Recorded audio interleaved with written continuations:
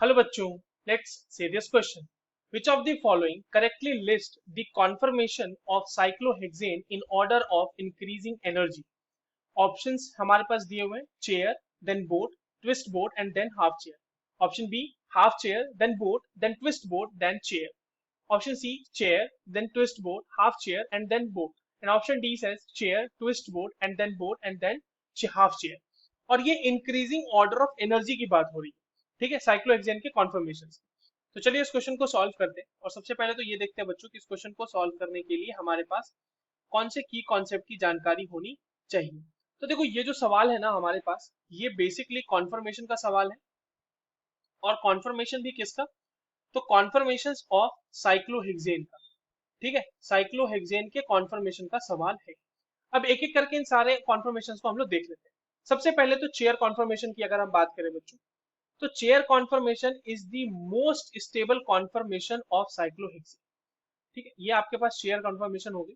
यहाँ पर देखिए क्या होता है कि आपके पास इस तरह से जो एक्सियल पोजीशन पे जो इस तरह से हाइड्रोजन मौजूद है, इनके बीच गॉस ब्यूटेन इंटरेक्शन होता है, ठीक है, थोड़ा बहुत इंटरेक्शन होता है इनके बीच ये। और ये जो है आपके पास सबसे ज्यादा स्टेबल कॉन्फ़िगरेशन होता है, मोस्ट स्टेबल कॉन्फ़िगरेशन होता है।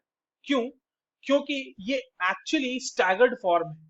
अगर आप इसको इस तरह से ड्रॉ करो, अगर मैं इसके लिए इस तरह से इसको ड्रॉ करने की कोशिश करूं, तो ये जो है चेयर फॉर्म आपके पास एक्चुअली स्टैगर्ड फॉर्म को डिनोट करती है। तो इसीलिए ये सबसे ज्यादा स्टेबल कन्फर्मेशन मानी जाती है साइक्लोहेक्सेन, ठीक है। ये इस तरीके से हो गया। और ये देखो बच्चों, ये यहाँ पर ये पीछे वाला जो आपका दो इस तरह से बॉन्ड जुड़ा रहेगा, ठीक है। ये हो गया आपके पास चेयर फॉर्म का स्ट्रक्चर, सबसे ज्यादा स्टेबल है, मोस्ट स्टेबल है ये। उसके बाद आता है बोट। बोट में क्या होता है, देखिए बोट कन्फर्मेशन जो है साइक्लोहेक्सेन का वो कुछ इस तरीके का है। और साइक्लोहेक्सेन में बोट कन्फर्मेशन जैसे ये बनता है, उसमें क्या होता है कि यहाँ पर जो हाइड्रोजन है और यहाँ पर जो हाइड्रोजन है, यहाँ पर जैसे हाइड्रोजन है और ये हाइड्रोजन है, इनके बीच होने लगता है फ्लैग पोल इंटरेक्शन। तो फ्लैग पोल हाइड्रोजन का इंटरेक्शन जो है ये जो है इसको थोड़ा डिस्टेबिलाईज कर देता है, ठीक है। ये इसके लिए एक डिस्टेबिलाईजिंग फैक्टर है। तो ये डिस्टेबिलाईज कर देता है इसको, जिसकी वजह से इसकी एनर्जी क्या होगी बच्चों, इसकी एनर्जी बढ़ जाएगी, चेयर से ज्यादा हो जाएगी। बट थोड़ा सा इसी फ्लैगपोल इंटरेक्शन को हम कम करने के लिए, in order to minimize flagpole interaction, ये जो आपके सामने फ्लैगपोल इंटरेक्शन आपको देखने को मिल रहा है, हम क्या करते हैं, वी बोट को ट्विस्ट कर देते हैं। Boat is twisted. तो अगर उसको ट्विस्ट कर दिया जाएगा तो उससे ट्विस्ट बोट आपको मिलेगा देखने को।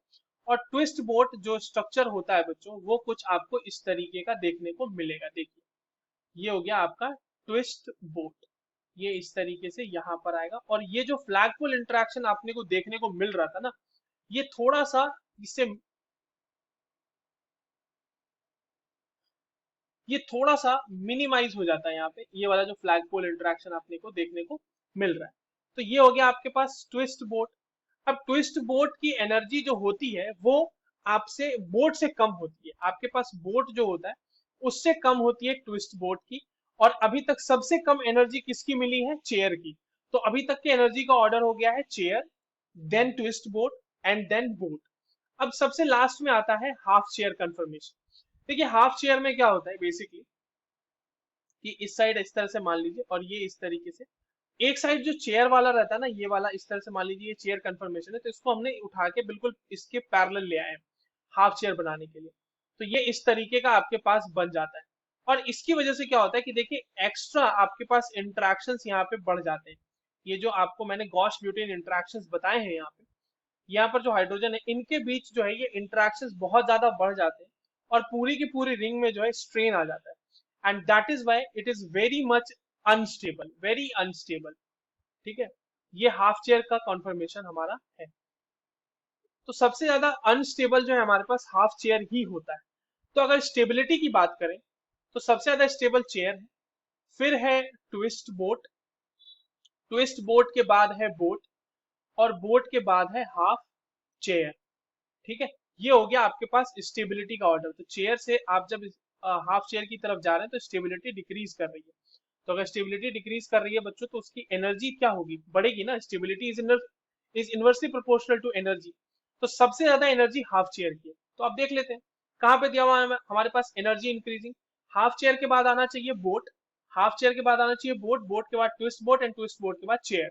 सो the correct option according to that is option D. I hope you understood this well. All the very best.